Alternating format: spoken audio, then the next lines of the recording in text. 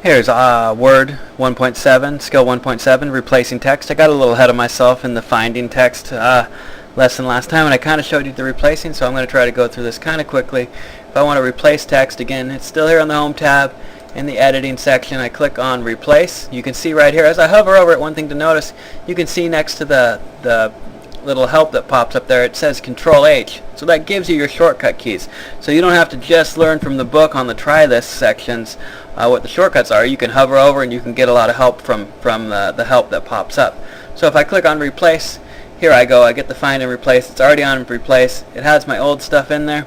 Again, to use this, let's say I want to replace math with mathematics.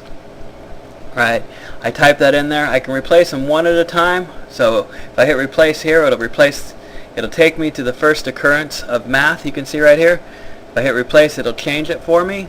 I'll move this out of the way. You can see it changed mathematics. Now here's one little issue of the one I put in here. It's going to change the math, the M-A-T-H, that's already in mathematics, right? And so if I were to hit replace again, you can see it's mathematic. I can't even say that word. That's just one thing to watch out for. One thing you can do is hit the More button here. I'm not sure if this is in your book, but in More there's different options you can have. The thing I can select here, which would be useful, is Find Whole Words Only. Now it's only going to replace just the word math. If I go back to replace, it finds math here. Hit replace. Replace, you see it skipped this mathematics because I'm only using whole words. I can also match case, so it would only replace math that had a capital M. Just a bunch of different options you can do here.